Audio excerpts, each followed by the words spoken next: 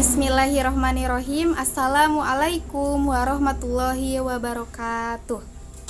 Alhamdulillahirabbil alamin wa bihi nasta'inu ala umuri dunya waddin wa ala alihi wa sahbihi ajmain. Amma ba'du. Puja marilah kita panjatkan kepada Allah yang Maha Kuasa. Puji marilah kita panjatkan kepada Allah yang Maha Suci. Sholawat dan salam semoga senantiasa tercurah limpahkan kepada baginda alam, yakni Habibana wa Nabiyana wa Maulana Muhammad sallallahu alaihi wasallam.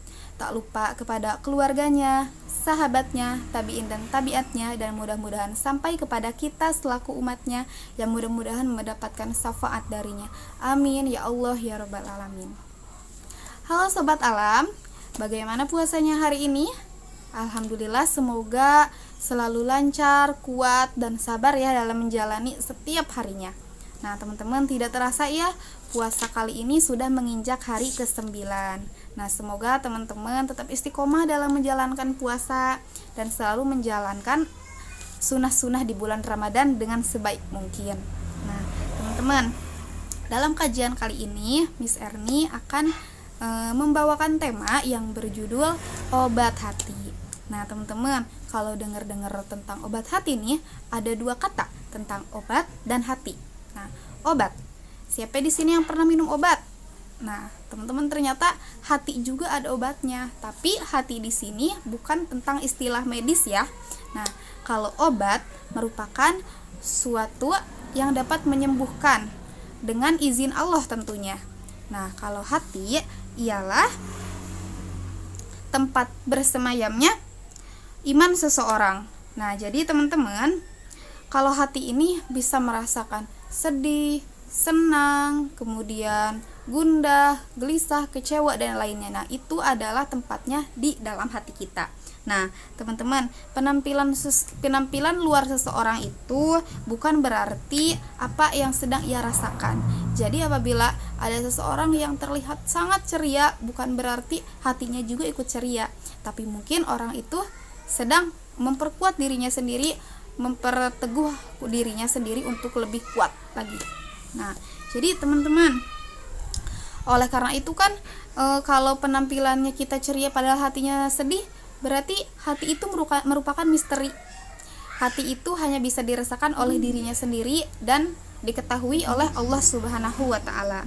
Nah, teman-teman, hati seseorang ini mudah sekali untuk dihinggapi dengan penyakit hati.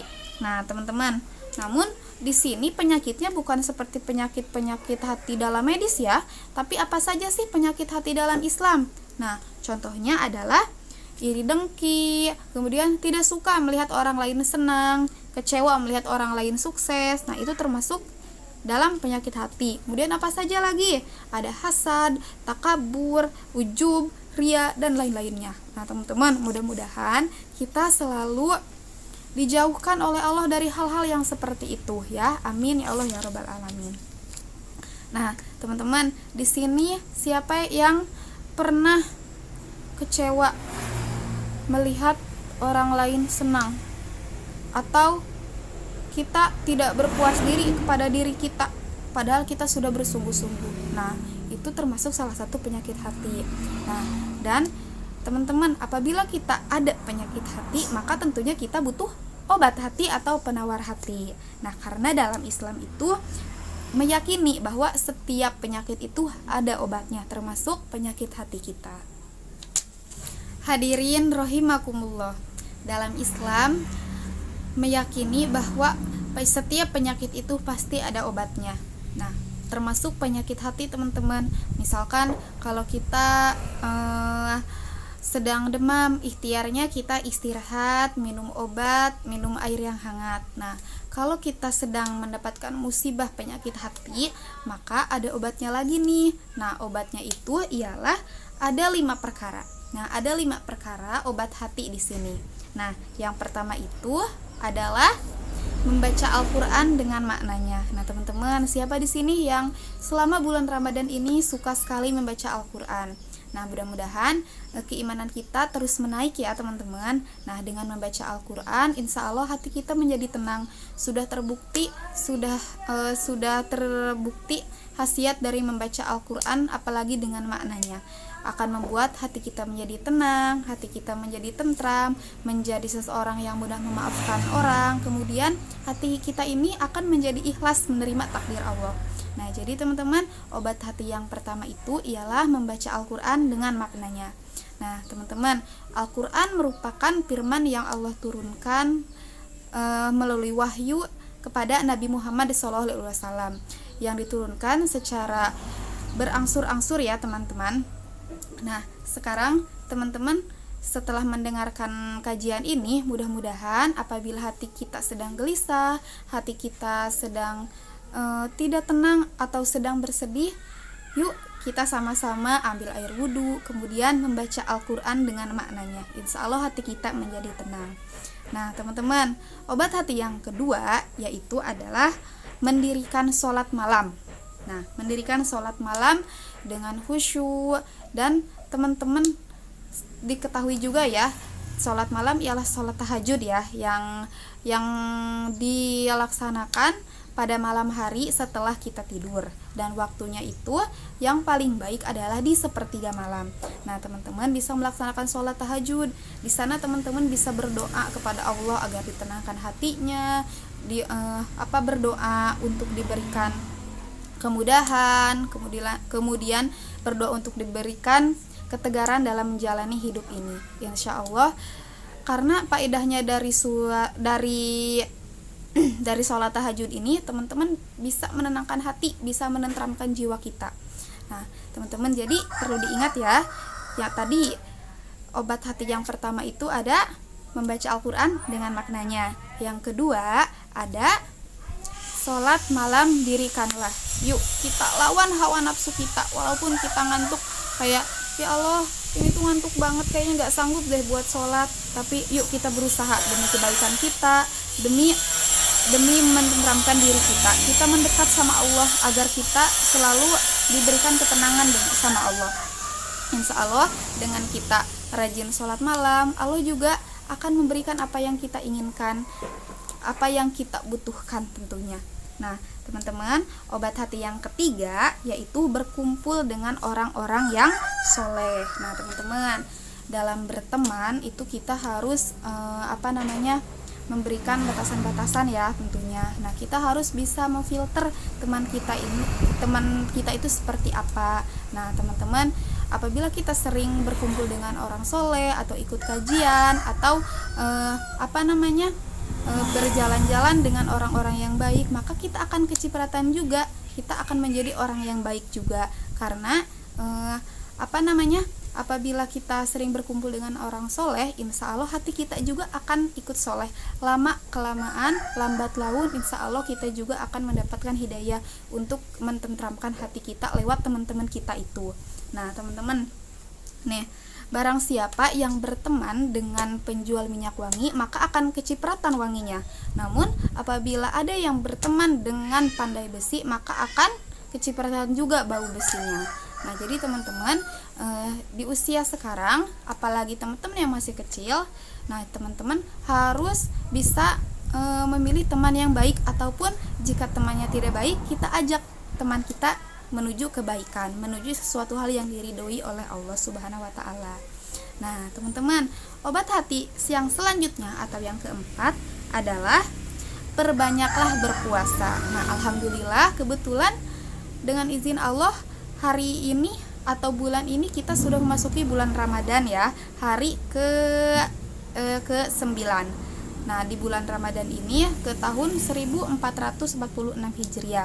Nah alhamdulillah kita masih diberi kesempatan sama Allah, berarti Allah masih sayang sama kita. Kita dipertemukan dengan bulan Ramadan lagi agar kita lebih khusyuk dalam beribadah dan bisa bertaubat kepadanya. Nah teman-teman, puasa ini ada dua macam. Ada puasa wajib dan puasa sunnah teman-teman. Kalau puasa wajib diantaranya adalah puasa Ramadan, kemudian puasa qadha, puasa nazar, dan puasa kafarat. Nah kalau puasa sunnah diantaranya puasa Nabi Daud, kemudian puasa Asyura, puasa Arafah, puasa Ayyamul Bid dan lain-lainnya. Nah, teman-teman, siap ya? Apabila kita belum sanggup mengerjakan yang sunnah, usahakan yang wajib itu kita kerjakan. Nah, apalagi sekarang di bulan Ramadan, kita 1 tahun sekali berjumpa dengan bulan Ramadan, maka manfaatkanlah sebaik-baiknya bulan Ramadan ini. Pergunakanlah bulan Ramadan dengan sebaik-baiknya, yaitu dengan ikut mengaji, ikut sholat tarawih, berpuasa sebulan penuh. Kemudian teman-teman juga ingat harus menjauhi apa yang akan membatalkan pahala puasa tentunya. Hindari membicarakan orang, kemudian sedikitkanlah kita dalam mencari-cari kesalahan orang lain ya teman-teman. Mudah-mudahan kita semua selalu dalam lindungan Allah Subhanahu wa Ta'ala. Nah, kemudian teman-teman, obat hati yang kelima itu ada zikir malam, perbanyaklah. Nah, teman-teman, setelah sholat tahajud atau sebelum tidur, teman-teman bisa nih melaksanakan zikir. Nah, teman-teman, kalau bingung zikirnya zikir apa saja sih gitu. Nah, teman-teman bisa mencoba zikir imamnya Al-Ghazali. Nah, Miss Erni tahu dari hari Senin sampai Ahad itu ada zikir-zikirnya teman-teman. Seperti hari Senin membacakan la haula wala quwata illa billahil aliyyil adim sebanyak 1000 kali atau 100 kali. Nah, teman-teman, kalau hari Selasa nih membaca apa? Membacakan Allahumma sholli ala sayyidina Muhammad atau sholawat kepada Nabi. Nah, selanjutnya kalau hari Rabu apa aja? Kita beristighfar kalau hari Rabu. Nah, mengucapkan istighfar itu seperti apa? Astagfirullahalazim ya. Kita harus ingat kepada Allah dan mengucapkan astagfirullahalazim jika kita sering mengeluh ataupun sedang merasakan sakit hati.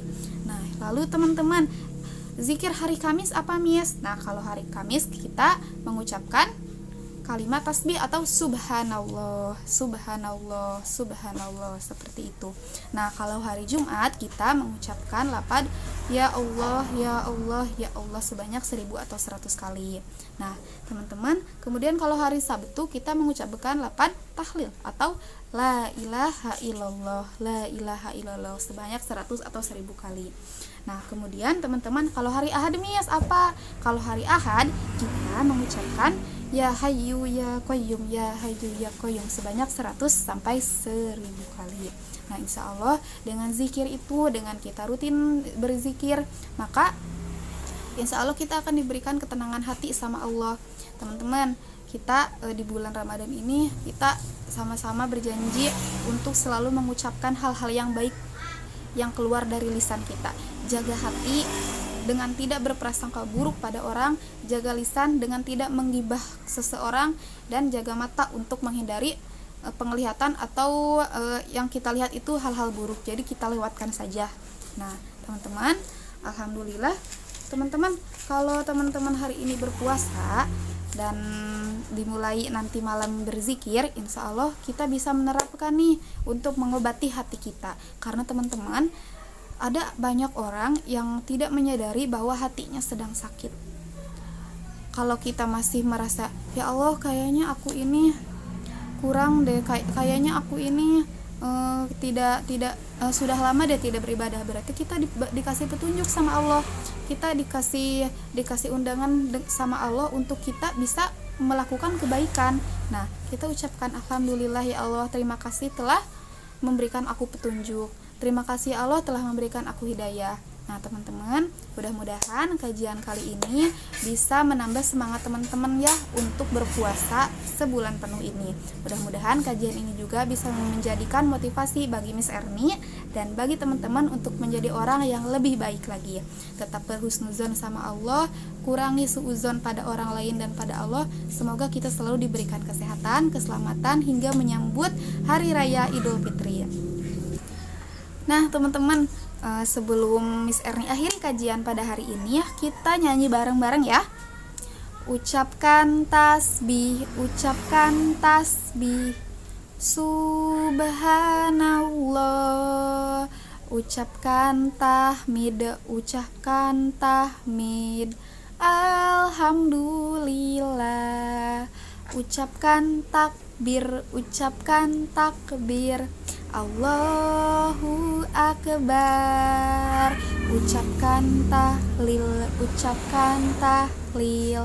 la ilaha ilaha illallah. Cukup sekian yang dapat Miss Erni sampaikan. Mohon maaf atas segala kesalahannya. Apabila kebenaran datangnya dari Allah dan apabila kesalahan datangnya dari diri Miss Erni sendiri. Terima kasih atas perhatiannya. Wassalamualaikum warahmatullahi wabarakatuh. Dadah Sobat Alam. Terima kasih ya sudah nonton.